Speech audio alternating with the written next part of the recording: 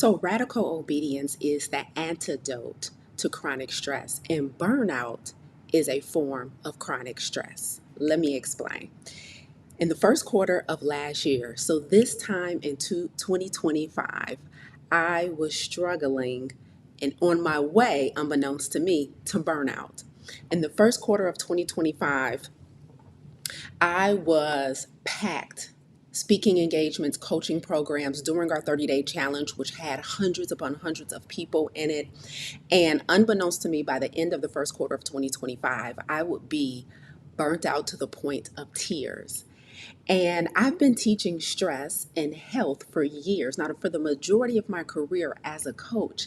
When I taught health, it was always around nutrition science, lifestyle science. And I didn't know until I started teaching stress years later that burnout was a form of chronic stress. I actually used to pride myself in not having stress. Like, I taught stress and I understood what stress meant. What I didn't understand well enough, though, is that chronic stress is different from acute stress, and that burnout is a form of chronic stress.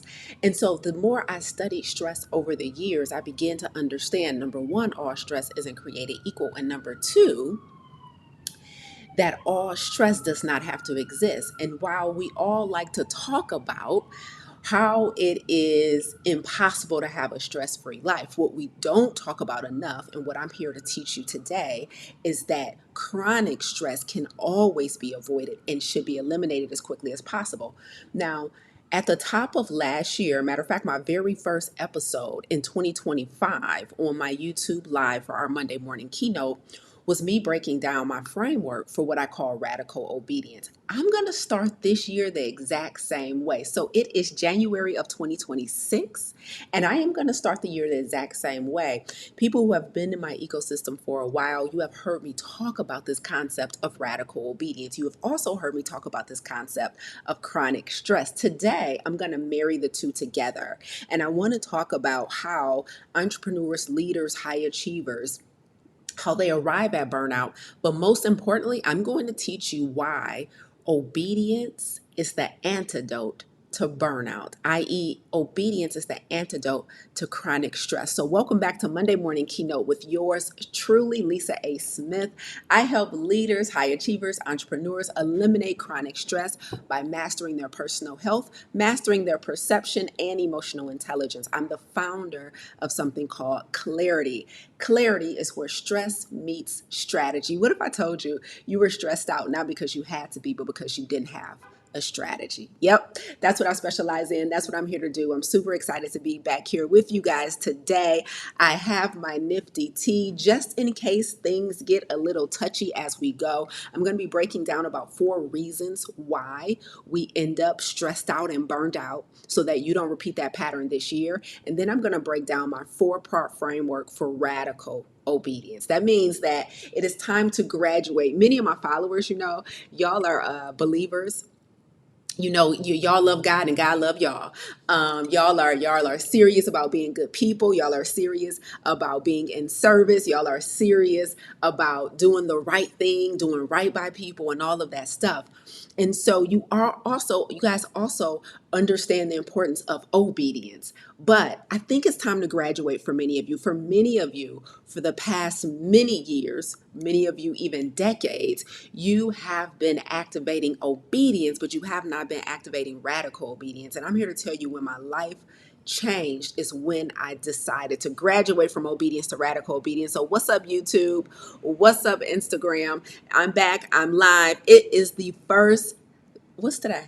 It is the first Monday of 2026, and I'm breaking down radical obedience today, which I think will be really helpful, especially for my people who are currently taking our 30-day vegan, salt, oil, and sugar-free challenge. We're in the throes of our challenge. It started just 5 days ago. We have hundreds upon hundreds of people participating, and I need you guys who are in the midst of trying to accomplish a goal right now, whether it be in your physical health, your emotional, personal health, whether it be in your career, whether it be in your healing journey. I need you guys to lock in today and be prepared to take notes, because today is how you don't fail. Yep. Today, I'm going to give you the four-part framework for how not to fail on a goal that you're currently pursuing. So, what's up on YouTube, man? Y'all fully active. What's up, Stacy? What's up, Nikki? Zamani. What's up, Aunt?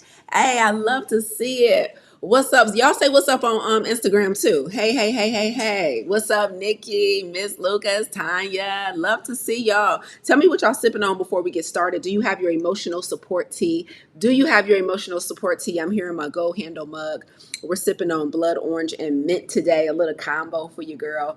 Let me know if you got your emotional support tea and what you're sipping on. Are you hydrated this morning? Those of you who are currently in our 30-day vegan salt, oil, and sugar-free challenge, if you within your first 30 minutes of waking up, you should be sipping on that warm lemon water, amen, detoxifying the body, tapping into that mental clarity so we can make good decisions today. How we eat plays a huge role in our ability to actually navigate stress, burnout, tough decision making, difficult conversations, all the things. And so I'm excited to talk about that with you guys today. Welcome back. Welcome back. Hey, Lachey, what's up? What's up, y'all? Y'all looking good. I love it. Okay, so let's rock out. So here's what I need you guys to know before we get into why we burn out and how that happens. Last year, I experienced like probably one of the toughest seasons of burnout I've ever experienced. I had a lot of travel in the first quarter of 2025, a lot of speaking engagements. I was running our 30-day vegan challenge plus our farm to table coaching program. You know, I had team transitions. I had a lot of responsibilities. And then I'm also a coach in somebody else's program. So there was that. And there was a lot going on. And then I had just regular life stuff, you know, relationships, my personal health, all of that stuff that I like to stay on top of. And it was in that season of burnout when I learned that burnout was a form of chronic stress, which was completely eye-opening for me because before that moment, I would have swore up and down that I was not stressed out, right? I'm like, no, I'm not stressed. I'm just tired and overworked, not realizing that there's a level of extremity that exhaustion can get to that turns into chronic stress and begins to really burn you out. And so now that I understand that, I am now here to teach you guys how to avoid that. And my radical obedience framework is going to help you better understand where your blind spots are so you can correct the issue before it gets out of control. What's up, Jill? Jill, you know, I just recommended you to one of our challengers. She was looking for a therapist. She told me she reached out to you and you answered the phone. So what's up, Jill, on YouTube? Thank you for being here. What's up, Susan? Say hot clove tea and cinnamon sticks. Hey. Babs says, hello, everyone. Grand rising to you, Babs. Quintella water. I love it. Stacy says she got her tea with ginger and cinnamon. That sounds amazing. Good morning. Good morning. Adjuster Shanna. Hey, Shanna. I love it. Nikki green tea with lemon. Perfect. Okay, y'all sipping real good. Y'all sipping real good. I love to see it and hear it. Okay, so here's what I now know to be true about stress and burnout. The truth is that most leaders don't have a stress problem. They have an avoidance problem. Most leaders, most high achievers, most entrepreneurs that succumb to burnout don't have a stress problem. They have an avoidance problem. But let me tell you that this cycle of burnout, it goes deeper because over the last several years, I've actually been through several seasons of burnout. And I'm not proud to say this. Like, this is not a badge of honor. This is not something that I personally see as a rite of passage to success. Like, I don't believe we should burn out our way to success.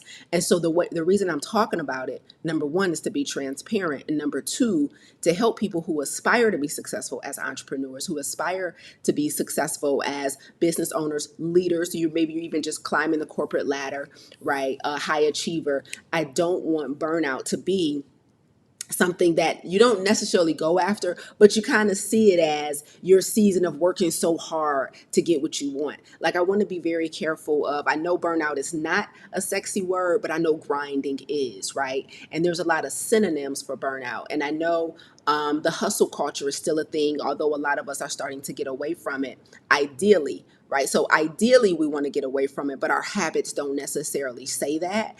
And so I want to make sure that we don't see overworking and extreme exhaustion as a rite of passage to success, right? I don't think we all need these rock bottom stories to be successful. I don't think we all need to have these seasons where we worked ourselves to the bone, deprived ourselves of sustenance, deprived ourselves of proper rest, compromised our relationships to build our business or make our dream come true. Like, yes, it requires hard work, but if you swap overworking and exhaustion for radical obedience, you'll be surprised to find that you can get to the same result. Let me explain. High performers typically burn out. In my experience as a high performer and as a full-time entrepreneur, but also in working with high performers and entrepreneurs, they typically burn out for one of four reasons. And I'm going to explain to you why obedience is the antidote to each one of these reasons, right? So my note takers, you guys put this in the chat here on YouTube. You help the people out for me. Instagram, drop the notes in the chat for me.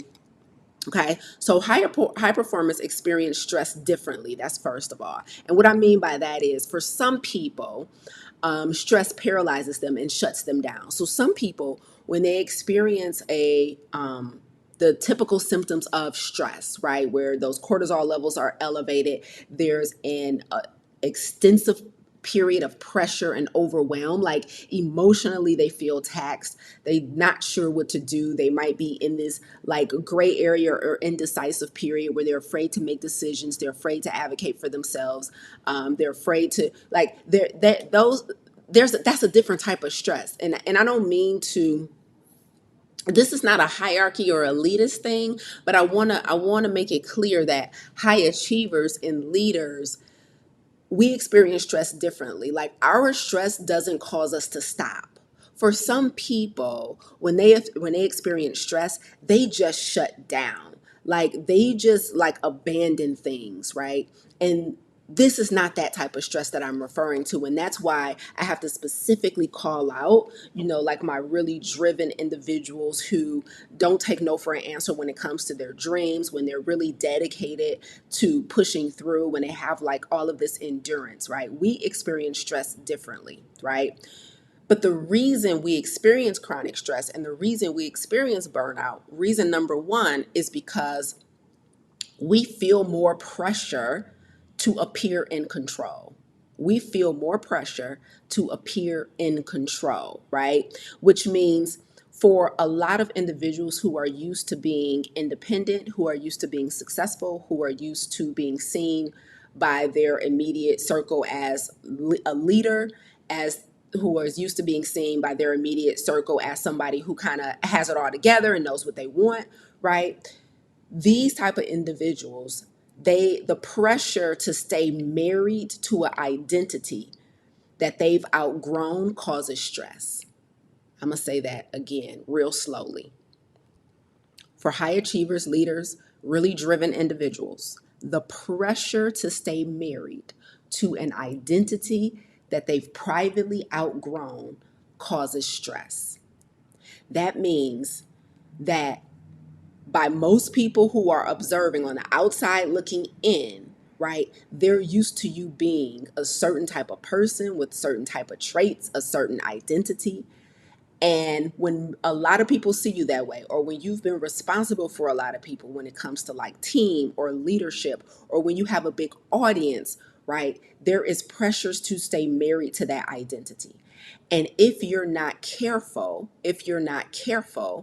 you will outgrow that identity, but then it doesn't feel safe. It doesn't feel safe to start over. It doesn't feel safe to make adjustments. It doesn't feel safe to pivot. One of the things that I'm doing this year that goes perfectly along with this is just that. Like I'm rebranding in some aspects and I'm slowly moving away from the type of coach that I've been known to be for the past 10 years. I've been in business since 2015. And it's so funny because literally I would say not even 2 weeks ago, my mom called me, right? So I had just had a conversation with my coach about rebranding. And he's like, you do this, you do the plant-based nutrition thing, that's dope. He's like, but we really need to lean into the stress piece, but specifically this part of stress. He's like, this is where you transform me. This is where you help me. And this is what people need now, right? And I was like, I'm with it. I've been 10 years in the game. I have been, helping people with their personal health in the plant-based nutrition space for 10 years, have a ton of receipts. It's been amazing. However, it is time to pivot. I have outgrown that identity, right? Now, not even a couple days later, my mom calls me and she says, Lisa, I was just thinking about this, so I had to call and tell you. She said, no matter what you do, don't ever stop doing the nutrition. I was like, whoa, if y'all think God worked fast, y'all should see how quick the devil move. I was like, what? I'm like, wait, what? She's like, that is what got you to where you are today, no matter what. Like, she's like, I know you're into other stuff, you're talking about other stuff, but whatever you do not ever stop doing nutrition.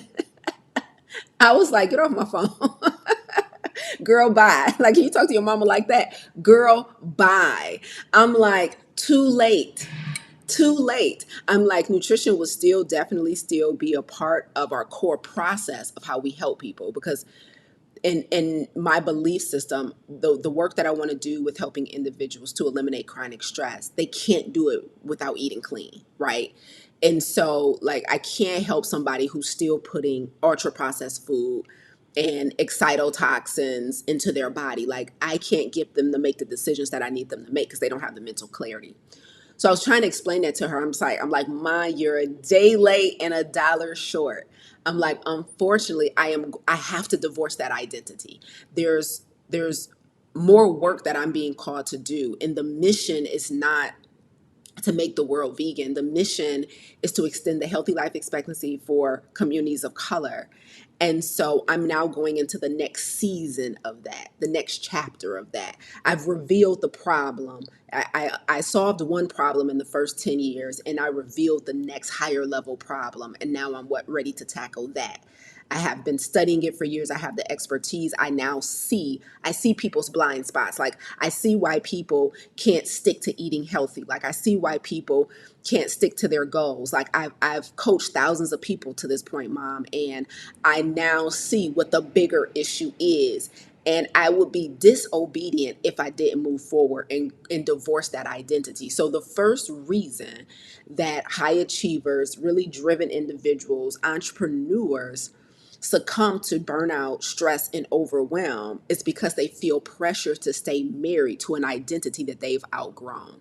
And maybe I'm not talking to any of you guys. Maybe I'm just telling you my story, and maybe one or two of you will be able to relate, right? Because this is coming again, all my data, most of my data.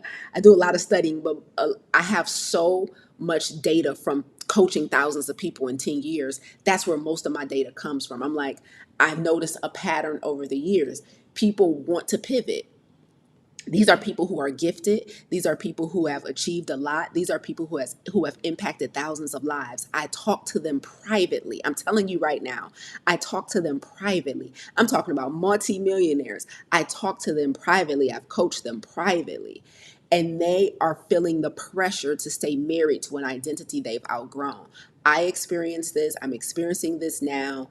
And then other individuals are experiencing this. And that leads to burnout and overwhelm because of the cognitive dissonance. Like, you have new information that is calling you to move differently, but there's this pressure to stay true to who you've always been, or stay true to who people have become to know you as. Does that make sense? Can I move on to number two? So the pressure to stay married to an identity that you've outgrown will inevitably lead to chronic stress and burnout because it is so emotionally taxing. It's so emotionally taxing.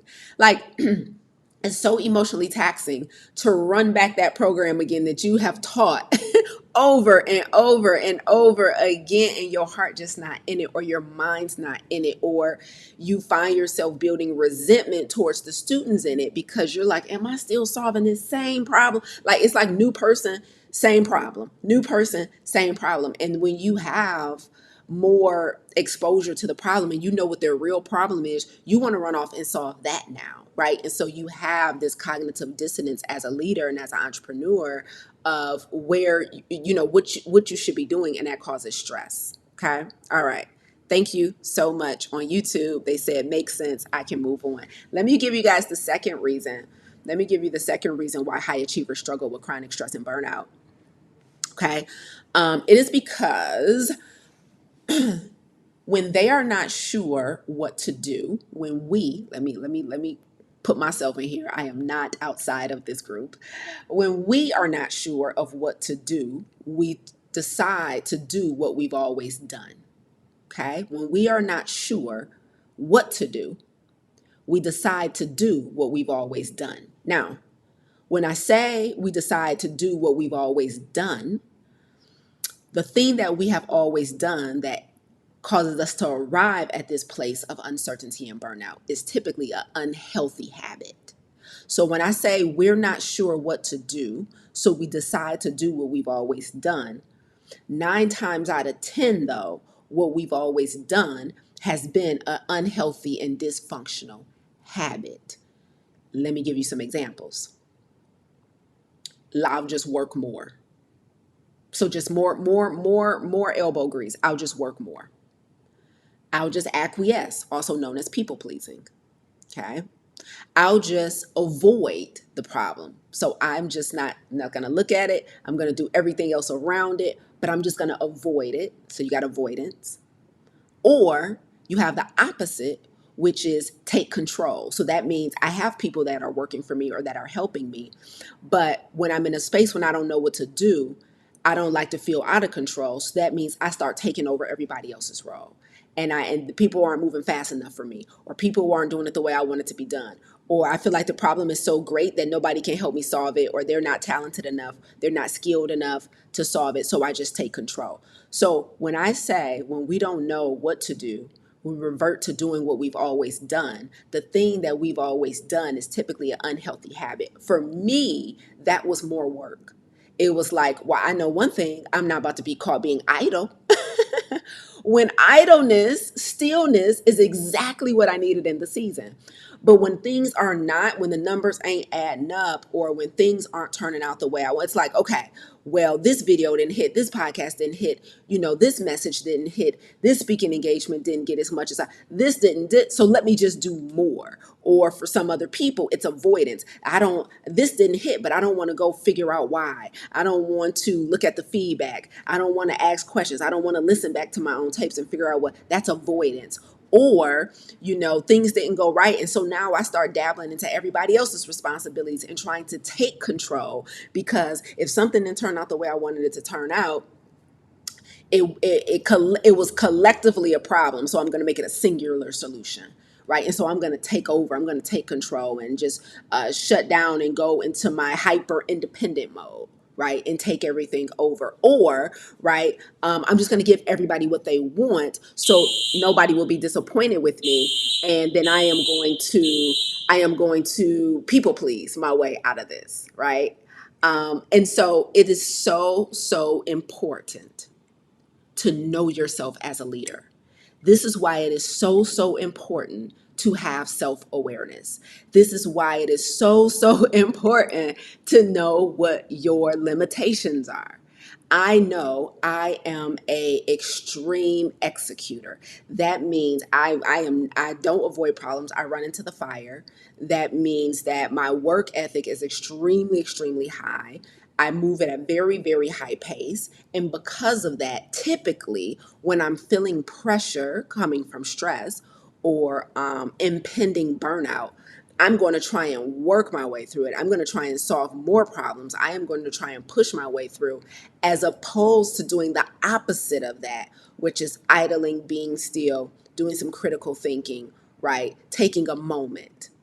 And so when you don't know what to do, you typically revert back to what you've always done. And it's typically what you've always done that got you to where you are in the first place, right? And so that's the second reason why high performers typically burn out or stress out because we have some unhealthy version of us, some limitation that becomes our safety zone, even though it's unsafe to people please, even though we shouldn't be taking control back from our team, even though we shouldn't be practicing avoidance. But that's our natural reflex to stress, right? So it's a natural reflex to stress. So that's the second reason why high achievers burn out. Let me give you the third reason.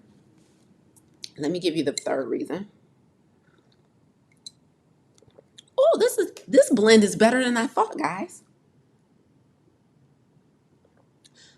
We can't let this cool down. Wait a minute now. Anyway, I'm on assignment. Okay, so the third reason why high achievers burn out, I've got two more reasons, then I'm gonna give you the solution. The third reason is we have a reputation for strength and vulnerability doesn't feel safe. So when you are approaching burnout or you are like right in the midst of it, there's a level of vulnerability that you have to activate to get out of it. And if it doesn't feel safe to be vulnerable, you'll just suffer in private. And when you suffer in private, you don't have anyone who is there to help you identify your blind spots. And so when you are really, really overwhelmed, overextended, overworked as a leader, as an entrepreneur, and you have achieved some level, some model of success. This is important. That's why I'm talking to leaders, entrepreneurs, high achievers, because you've achieved some level of success, right? Because all stress is not created equal for all types of people, right? I'm talking about these people who are gifted. We know our gift. We're operating in our gift. This is a different level of burnout, different level of stress, okay? There's a level of vulnerability.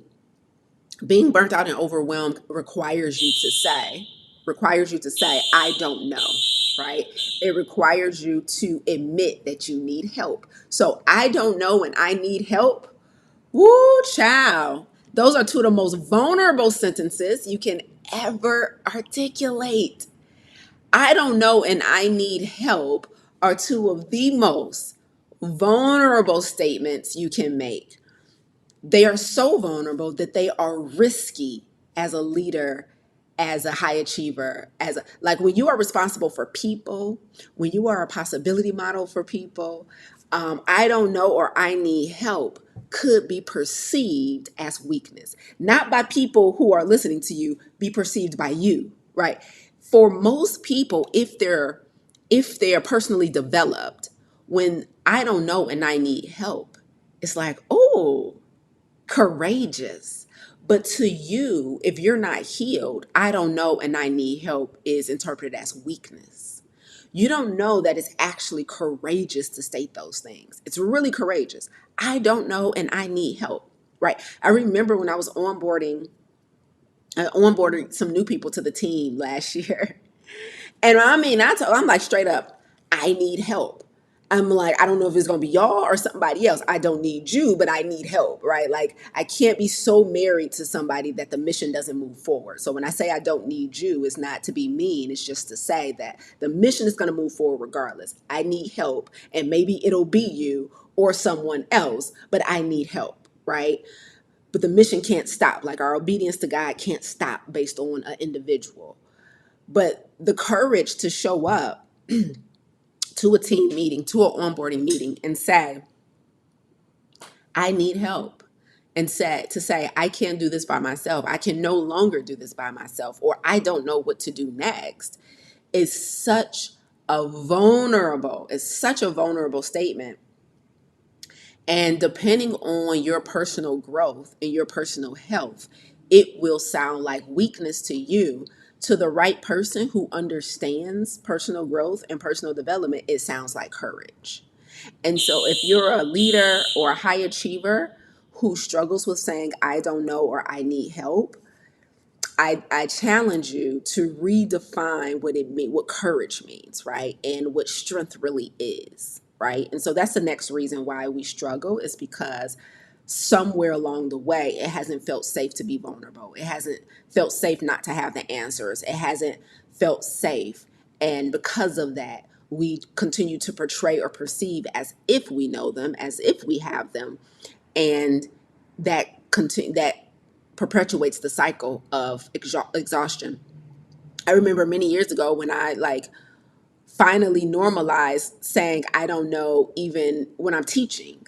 Like I will tell a client, a student in a hot second, no idea. And we keep it moving. Like it is no sweat off my back not to know something. And it feels so good to be on the other side of I don't know is weakness or I don't understand is weakness. Saying I don't know, I don't understand, I don't get it, I don't have the answers, I need help is not weakness. And man, it freed me so much many years ago when I got over that. I'm like, you ask me a question, I'm not about to do you a disservice and fumble around. I don't know. Now let me think about who I know that might know. That's the best I could do for you. Right. And I'm so grateful for that. Like I know what I know and I'm happy to tell you what I know. Like that's why I'm specialized. That's why I'm not a generalist. That's why I'm not all over the place. I know what I know. But what I don't know, I'm so proud of not knowing. No idea. Couldn't tell you. No inkling, right? And that's not comfortable for a lot of people. Not knowing is not comfortable for a lot of people. And so that perpetuates stress because we're suffering in private because we don't feel like it's safe to be vulnerable. And the last reason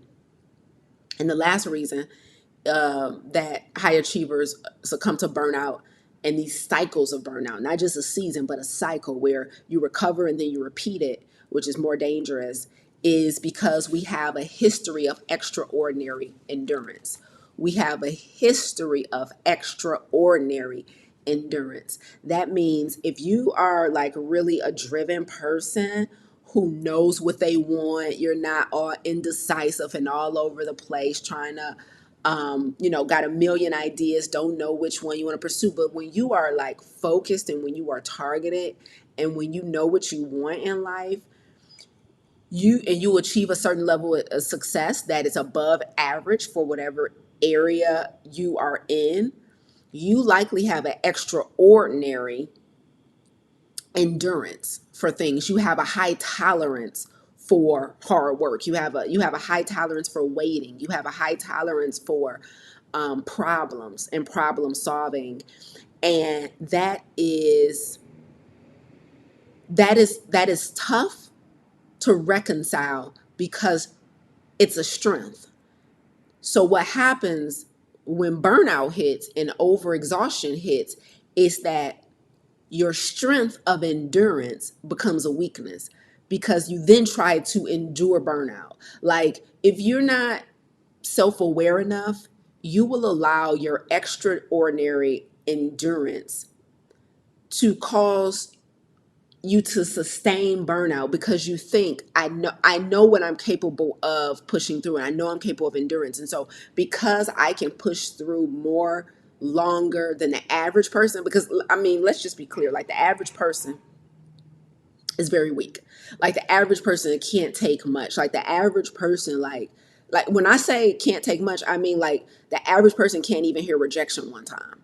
Like the average person can't, you know, endure not being good at something for long. Like the average person will I can't, I don't know how to create content, or I don't know how to sell something, or I don't know how to create an offer, or I'm not good with technology, or I heard no one time I quit. Like that's the average. And I'm sorry if that's insulting somebody, but I'm telling you right now, the average person cannot endure rejection. The average person cannot endure figuring out something hard like technology. I'm so confused by all this. I just say forget it. Right? Like the average person can't endure being new at something. Like if they don't start good, they can't keep going not being good. It doesn't feel good to not be good. It doesn't feel good to be new. Right? The average person can't handle being imperfect, doing something long enough to get good at it. Like the average. So when you are above average in those areas and you can take all of that, when you get to a place of burnout or exhaustion, it can be confusing because you got this endurance muscle that the average person doesn't have. Like the average person quits, gives up, shuts down for all different reasons. Like they're not bad people, right? We all have our history, all have our thing, but the average person can't endure what really high achiever and successful people can endure, right? And that is hard to reconcile, as that's very hard to reconcile when you're a high achiever, because your own endurance muscle is psyching you out.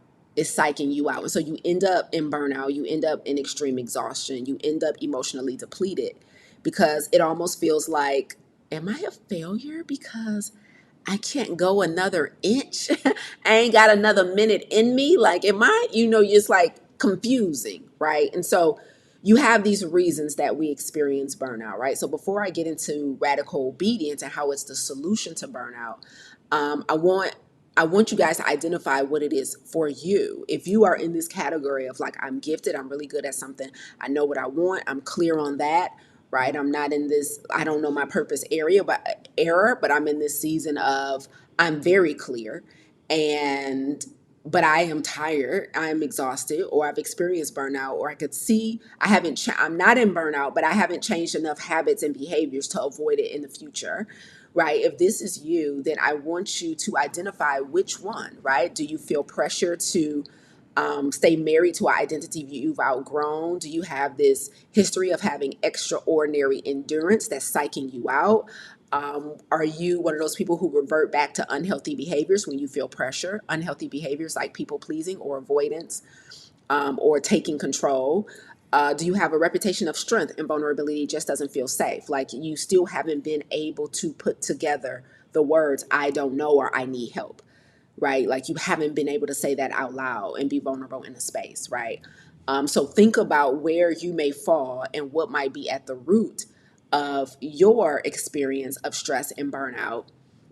And then let's get into the solution. Let's get ready to break down my framework for radical obedience. I taught this January of 2025. I'm teaching it today again, January of 2026, because we need to hear it. I need you guys to understand that radical obedience is the antidote to burnout. Radical obedience is the antidote to chronic stress. But for a lot of us, we just think it's like stress management techniques, and stress management techniques are perfect for acute stress. They're completely useless for chronic stress. Okay, so let me sip this tea because it's cooling off real nice.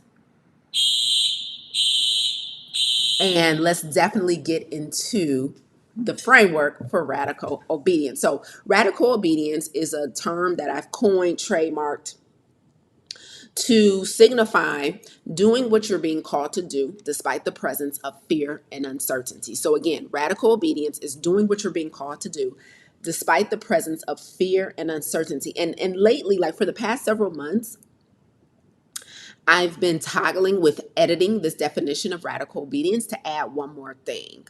So, radical obedience is doing what God is calling you to do despite the presence of fear, uncertainty, and the absence of capability, right? So, and I'm trying to figure out a more smooth way of saying that. But what I'm saying is sometimes we're not disobedient because of fear. Sometimes we're not disobedient because of uncertainty. Sometimes we're disobedient because we don't know how. Like we don't have the how. And because we don't have the how, we just don't do. And so I have to include that in my definition of radical obedience is doing what you've been called to do despite the presence of fearness and uncertainty and the absence of know-how, right? So that means you keep moving forward even though you don't, like it's not clear to you how to get from A to B, but you're willing to be at step A. Okay. But let me break down what makes obedience radical. For many of us, we're not completely disobedient, but we aren't radically obedient. And so let me give you the 4 tenets of radical obedience. And if you hear this framework and it resonates with you and is something you want to be coached through or coached on, if you're here on YouTube, just click the link that's pinned in the comments to apply for private coaching with me. I have 2 spots open, and I would love to help you guys really move through the process of eliminating chronic stress. So for a lot of us, we need more individualized attention at first to get to the root of what our real issue is, but then also to get clear on what we want instead so that we can craft those enter, exit, and engagement strategies that I teach, right? So Clarity, my company, is where stress meets strategy. right? And so most people think they need a stress management technique to get out of burnout and to get out of chronic stress. You don't. You need strategy. And so if you need help with crafting those strategies, just apply for private coaching by clicking the link that's pinned here in the comments on YouTube. Let's get into it. Okay, so the first thing that makes obedience radical is that your obedience is complete and not partial. Complete and not partial. So I started off today's episode talking about I know my audience and you guys are really good people. You are believers. You try and do good work. You try and do right by people. You try and operate out of integrity. And so as a result of that, like you're not deadbeats, you know what I'm saying? Which means you're not doing all the wrong things. Like a lot of what you're doing is already right. Like you're like, I'm trying to take care of myself as best I can, take care of the people I love as best I can. I'm trying to give back. I try and, tithe. I try and save. I try and treat people right. I'm trying to figure this thing out. I want God to be pleased with me. Like I know my audience, right? And so you guys are not deadbeats and you guys are actually making an effort to do your best, right? And so that means that you are not completely disobedient, right? That's deadbeat behavior. Okay. So you're not completely disobedient. You're partially obedient. And that's a problem because radical obedience is complete and not partial. Partial obedience is still a form of disobedience. That means I do mostly of what I'm supposed to do, but I am not nailing it like I'm supposed to be. And I know where my gaps are. And so that partial obedience might be part of the reason you're experiencing this chronic stress and this burnout. Like when it's time to move, when it's time to pivot, when it's time to have difficult conversations, make tough decisions, you're struggling a little bit, right? And so you're trying to do most things that you can do within your power, but there are some things that are intimidating to you, and so you're not doing them. And that partial obedience is causing you to be to have a little friction in life, to have some dissatisfaction in certain areas of your life. So the first thing that makes obedience radical is that it's complete, not partial. It's complete, not partial. Like you get maybe an intuitive pull or what I call a divine download where something needs to happen. Maybe a conversation needs to be had. Maybe something needs to be ironed out with somebody that you love or you trust or that works for you, and you're not addressing it, right? You need to admit something. You need to forgive somebody. You need to heal from something, like, and you're not doing the work, right? And so you're trying to check as many boxes as you can, but there's a box that you're avoiding, and because of that, your obedience is partial. It's not complete, and it is that box that you're avoiding checking that is going to unlock the freedom and the relief that you're looking for. And so I want us to do better at making our obedience complete and not partial. Partial obedience is causing your stress. It's causing your stress. It's just like in our 30-day vegan salt, oil, and sugar-free challenge that we're doing right now, right? Like it is a vegan challenge, and like people just want to give up the salt, oil, and sugar, but don't want to give up the meat. People want to give up the meat, but they don't want to give up all the salt, oil, and sugar. Like, and I'm telling you, as your coach, if you want to heal from the thing, like this is the protocol was put together that's backed by science. And I'm telling you, if you want complete wholeness, then you have to do the complete protocol. It's not like, I'll do most of it, but I need my coffee in the morning. No, we're not drinking caffeine. You can't go 31 days without caffeine. The protocol is meant to be executed completely, not partially.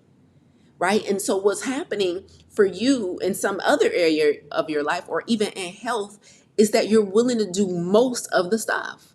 You're willing to do most of it. But because your obedience is not complete, you are still in a place of dissatisfaction and overwhelm. So that's number one. Radical obedience is complete, not partial. Number two, I don't know how many of you for whom this is your first time having me teach radical obedience, because maybe you're new to me, maybe you've just arrived in the last couple of months to my ecosystem, but this is the motto that I live my life by. If I was to get another tattoo, it would be radical obedience. It's just saved me in so many instances.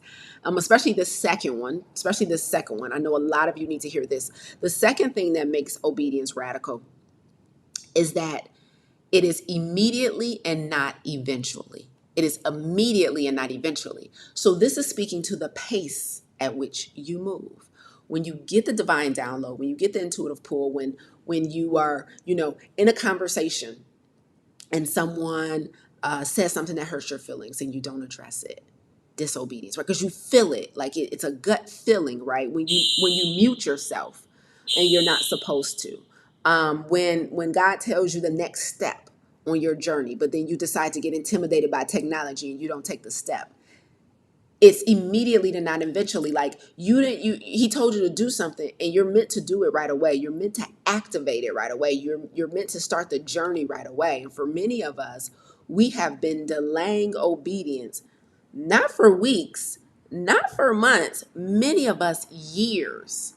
Like I talk to people all the time and I say, well, how long you been wanting to do that? Or how long has that been the thing for you? How long have you been passionate about that? Or how long have you been wanting to exit from this relationship or this role or this job or this ministry that doesn't feel aligned with you anymore? Years? Why haven't you done it? Scared, fearful, don't know what other people are going to think? I'm like, whoa. So when I put this framework together for radical obedience, this just didn't fall out the sky. This is based on me talking to thousands of people. People are moving slow AF. Now, I'm not saying you move so fast that you're reckless. I'm saying you stop putting the assignment on ice for years. What are you supposed to be doing? Why are you avoiding having a conversation with another human who are probably just as scared of the same things in life that you're scared of? Like, why are you avoiding addressing your health? Like, just go to the doctor and find out what it is. Like, all of this avoidance, like, something not right. The moment you felt that thing, that pain, you should have been on it. Because when obedience is delayed, all it does is give room for things to escalate. What could have been addressed at stage 1 becomes a point of no return at stage 5 because of your pace. That means your friendship didn't even have to end. You could have just said what you needed to say the first time they broke your boundaries, and y'all could have still been friends. But because you delayed obedience, not a whole friendship over, not a whole relationship gone. Now you done lost a whole team. Now you done lost the whole business. Now the disease done escalated to a point of no return. Like, delay, delay, delay. Radical obedience is immediately and not eventually. Do what you're supposed to do when you're supposed to do it, when God tells you to do it, when your body tells you to do it. Like, we get feelings in our body that we know. Say something, say something, say something. Do something, do something, do something. Like, I remember many years ago, I was walking down the street. Such a random way to start a story. Many years ago, I was walking down the street in downtown Detroit, and this person was riding it wasn't like a bicycle, but it was like some type of vehicle, like maybe a scooter or something, and they got hit by a car. It was raining, right? And you know how, and I don't know if you guys have ever seen like somebody get hit or something, kind of messed up happens. And like, if you watch videos of stuff like this happening, you'll see people standing around looking. Like, you'll see people like, oh, snap. Like, what just happened? Like, you'll see people looking. And somebody that's looking had got the feeling to move, have got the feeling to run over to the person and try and help. But they didn't because they was waiting to see what everybody else was going to do. And I remember I was walking down the street with my friend and we saw this person get hit by a car. And I'm like, we got to call 911. We got to run over to them. We got to just talk to them, make sure they're okay. Like, we can't ignore this. Like, but like, when you're in society, sometimes you try and wait to see what everybody else going to do before you decide what you're going to do versus listening to your gut. Like, my gut says help a person in need. But if it doesn't feel like the tribe is thinking the same thing, then a lot of us, we push down whatever immediate gut feeling that we felt because we're waiting to see if what we're thinking is acceptable to other people, right? And radical obedience could save somebody's life, right?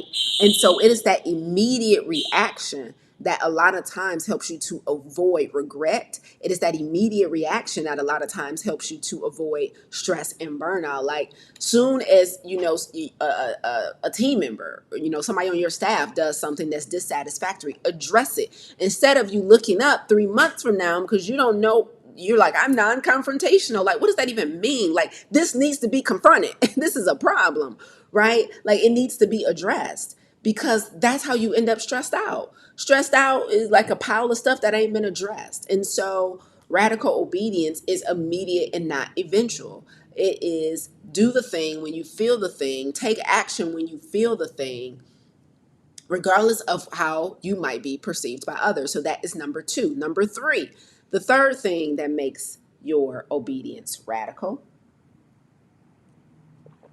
is that it's done with joy and not resistance. When you feel the call to move and when God is telling you what to do, you then have an obligation to proceed with a good attitude, with joyfulness, with gratitude, with like cheerfully, right? So you can't do things begrudgingly. So it is the attitude and the energy and the vibrational frequency with which you show up to the assignment matters immensely.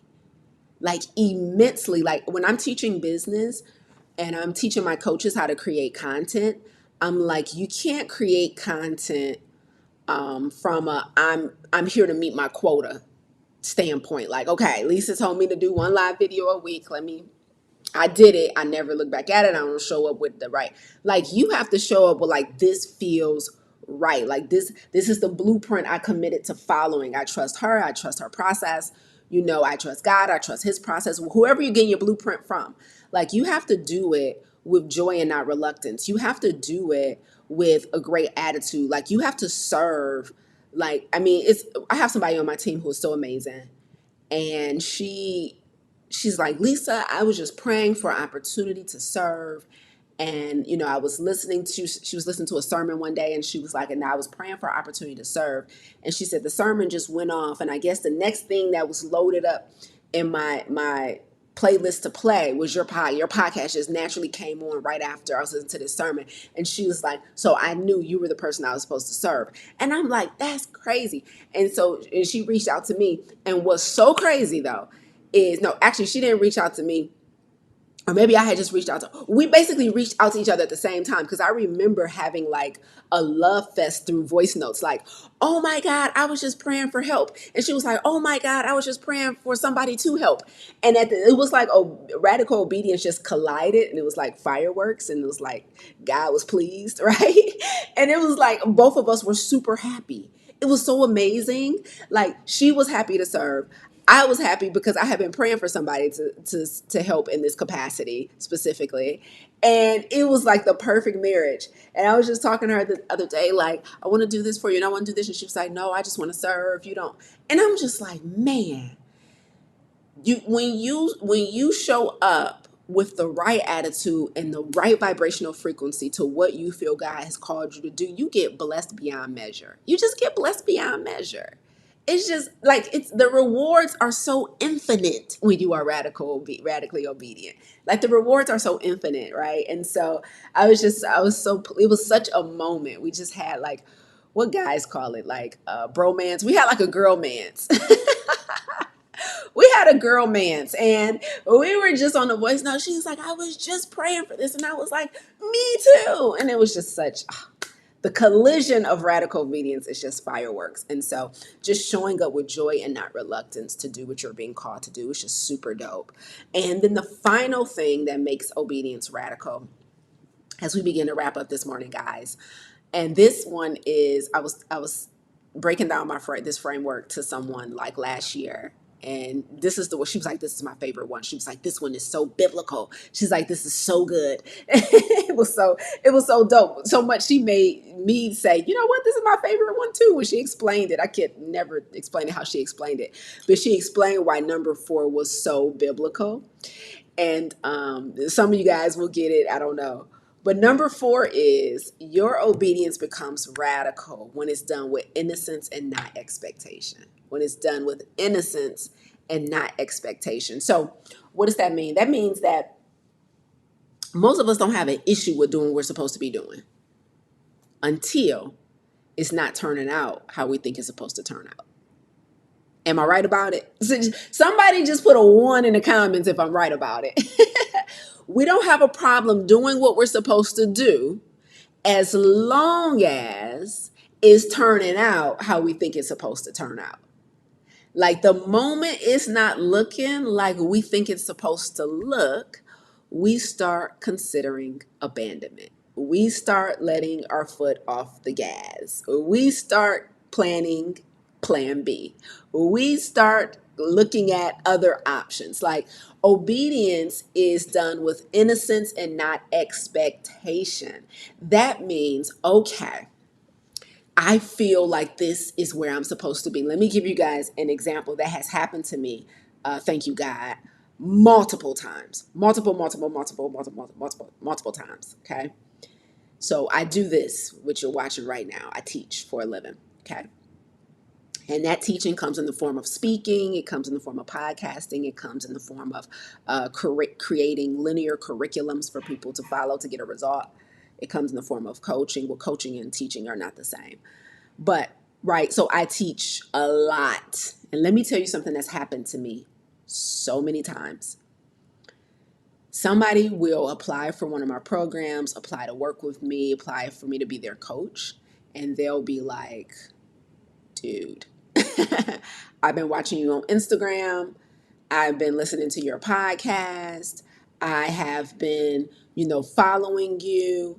My cousin went through your podcast, your program, and she loved you. Like, this has happened to me multiple times.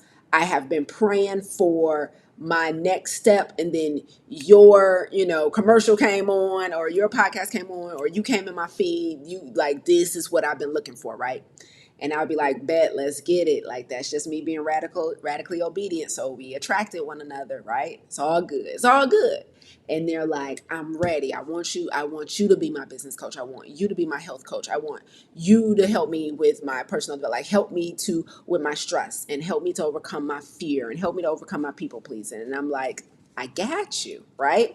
Let's get it. Everything's swell. Everything's swell. And I'm like, here's how you need to do what you're trying to do. Here's what I did. Because the only thing I ever teach is what I've done. Okay.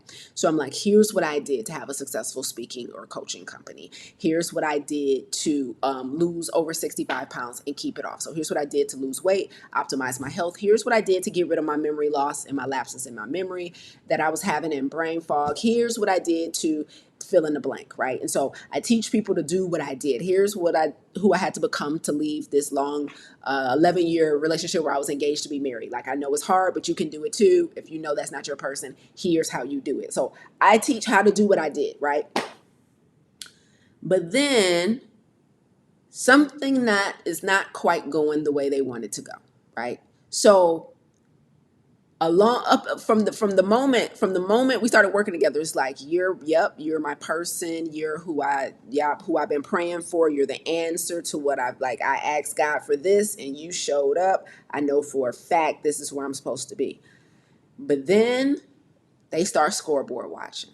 Then they're like, well, wait a minute. I did my first video like you told me to, coach, and crickets.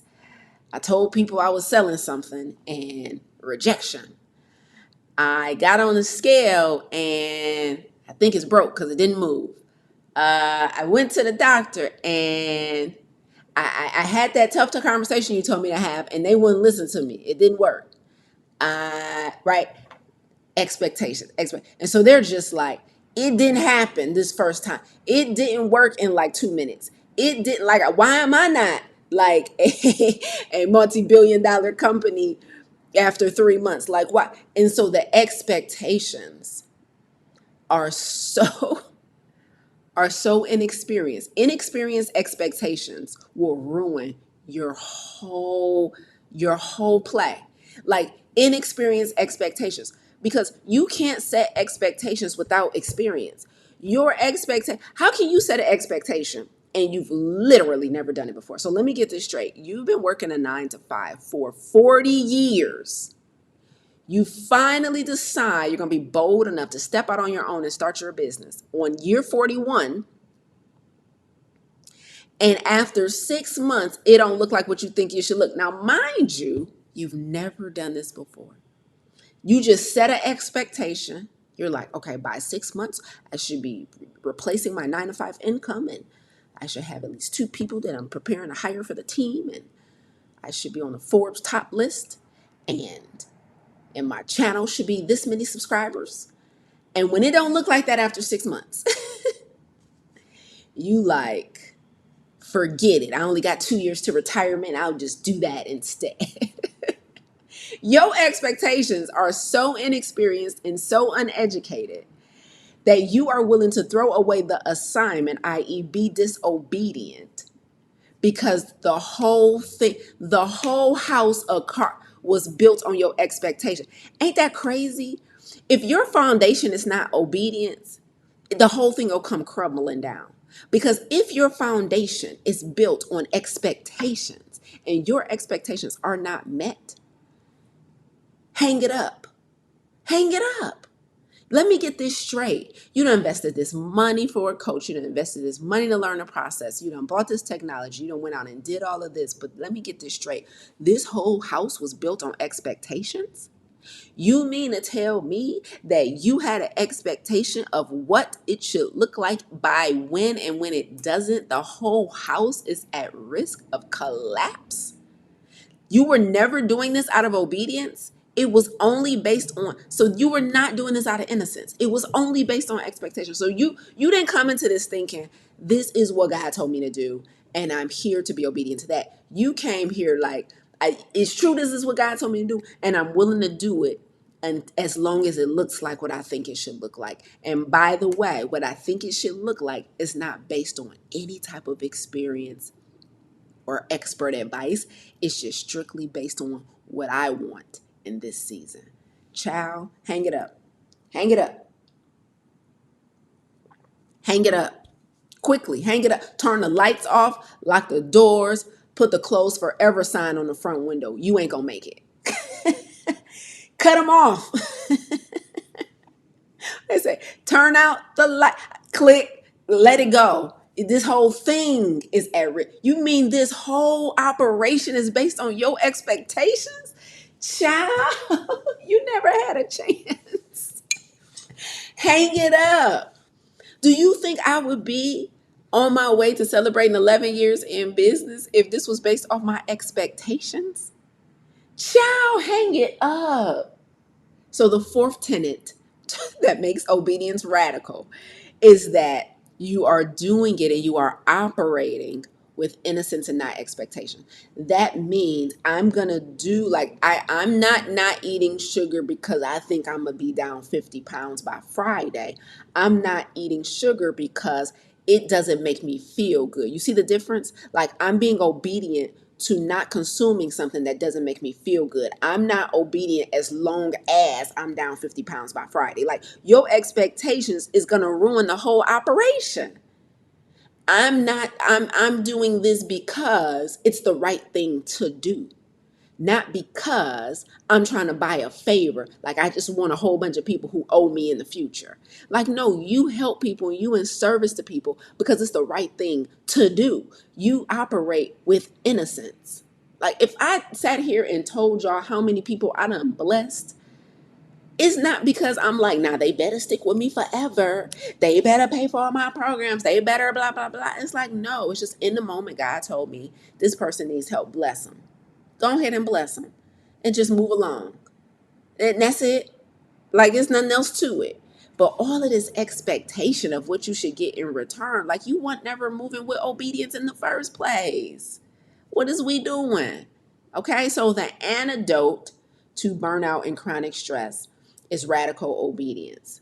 But radical obedience has a framework, and I just broke it down for you. So which one is your weak spot? That's where you start. Do you struggle with complete, not partial? Do you struggle with immediately and not eventually? Do you struggle with joy and not reluctance? Do you struggle with innocence, not expectation? When I work with people in private coaching one-on-one, I have a radical obedience assessment. It's a really robust assessment that we give. I give my private coaching clients so I can see where we need to start, because I need to know like which one is the one that has been handicapping your progress. Like, oh, okay, it's number 4. You score lowest in no, tenant number 4, so your expectations have been ruining your success, have been, because you don't keep going when your expectations aren't met. Got it. Or complete non partial. Oh, you like to ask everything. Okay, got it. Right. So you just like to do stuff while it feel good, but as soon as it get hard or get redundant and repetitive, because you like shiny new objects, you don't complete nothing. Right. Like, I need to know what area has been you've been self sabotaging yourself. Right. Oh, joy not reluctant. Oh, you got a bad attitude. Like, you do stuff begrudgingly. Oh, you hold grudges. Oh, you still be mad. Oh, okay. You need to get that out your spirit. Your vibrational frequency has been ruining your success. Got it. Right. Like, you got to know where your weak spot is, because if not, this year is gonna just be another year of overwhelm, exhaustion, burnout. Like, go do the work. We got to do the work. We got to do the work. Okay. Let's get into takeaways. But as we get out of here, again, if you want support on exiting from chronic stress, if you want support on optimizing your health in order to get on the other side of disobedience and move into a life of radical obedience, is really fun over here, by the way. Like, having the time of my life, guys. Then click the link that's pinned in the comments here on YouTube to apply for private coaching.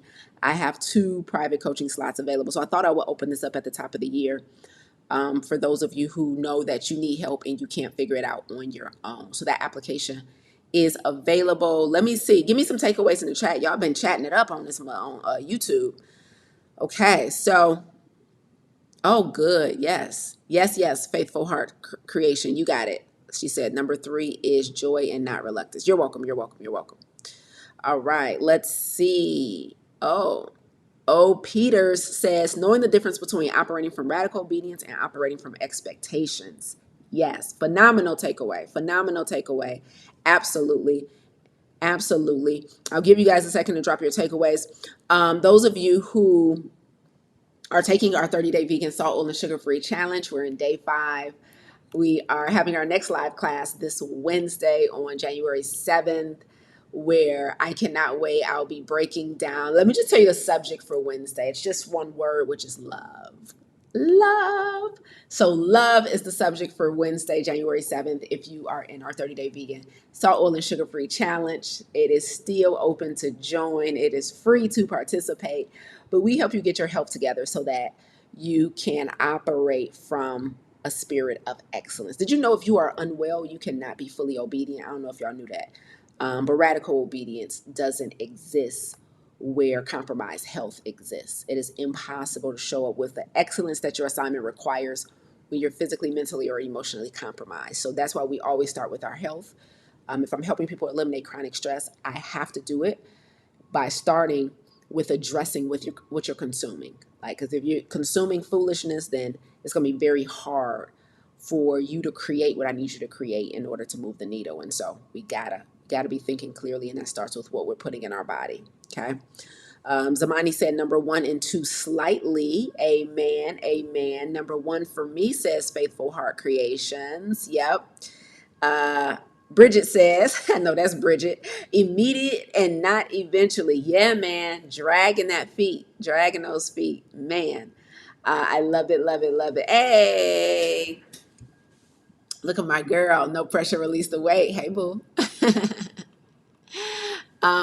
She said, but half-ass and honestly.